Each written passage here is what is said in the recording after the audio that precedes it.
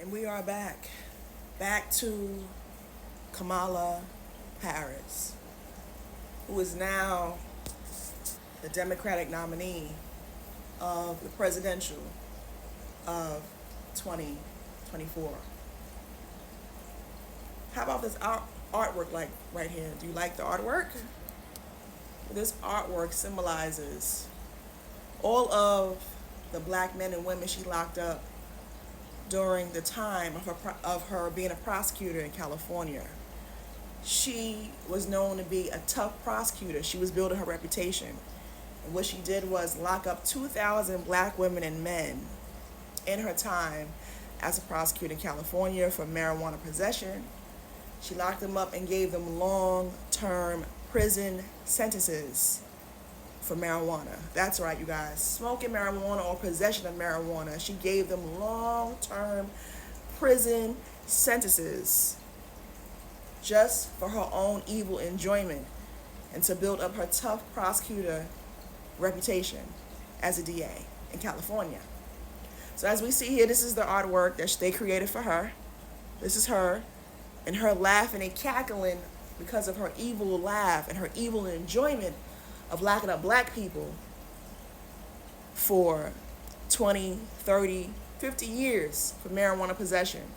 And then after their release date was up, when their release date came, she decided to extend the jail time or extend the prison time for free slavery labor.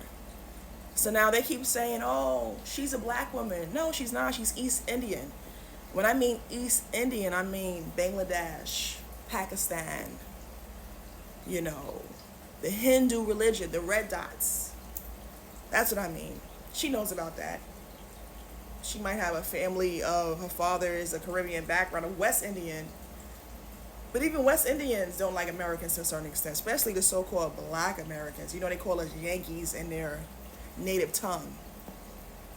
So she's running for president, and her favorite subtitle of her line, "We did it, Joe! We did it, Joe! We did it!"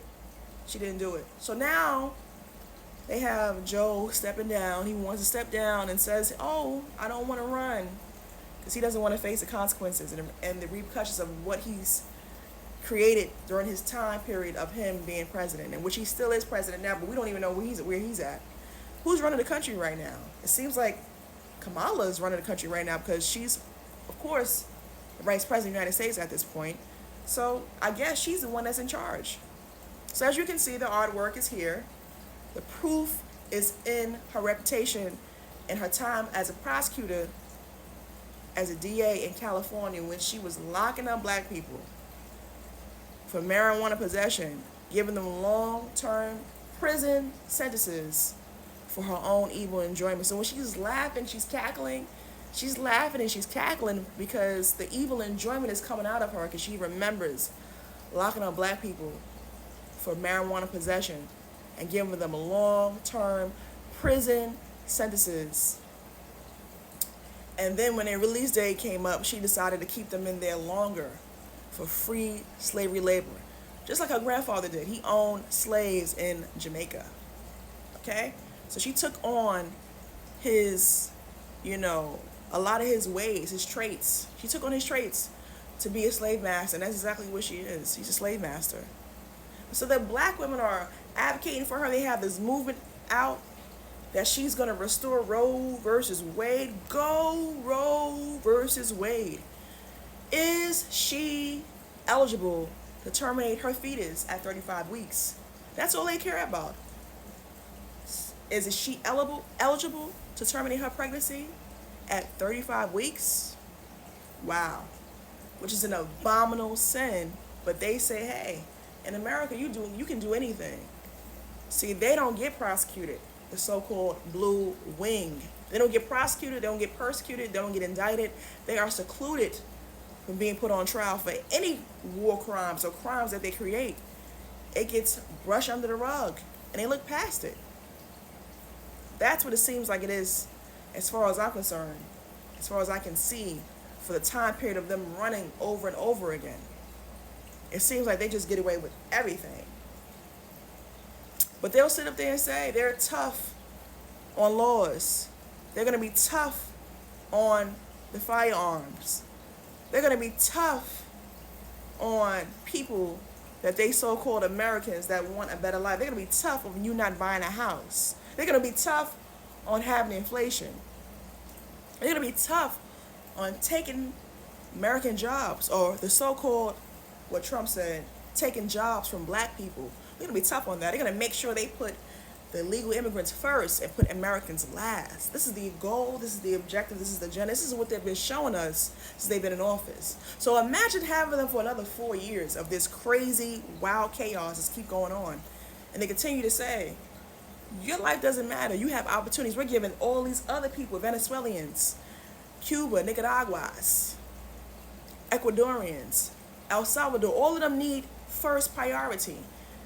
The Trinitanios gangs and the new gangs is coming out. They're bringing them out. They're bringing them in our country, ready to take this country into their own hands and start to commit the crimes. And as I say, tomorrow is the birthday of my younger brother. He would have been here, but he's no longer here because he was murdered by a legal immigrant December 15th, 2022, and I will have a remembrance for him tomorrow. Because tomorrow would have been his 34th birthday, but he's no longer here. He is in the cemetery. So when you think about Kamala, and I think about all the votes that went in when Trump was fighting for his second term, I think about my brother's life and why I voted for Trump, not once or twice, and I'll be voting for him for a third time, because I knew Americans' lives were at stake, but it hit home also when my brother was murdered by an illegal immigrant. So what about his black life? You think they cared? They didn't care. But like I said before, we did it, Joe. All they care about is she eligible to terminate her fetus at 35 weeks. Keep coming back, more to be revealed.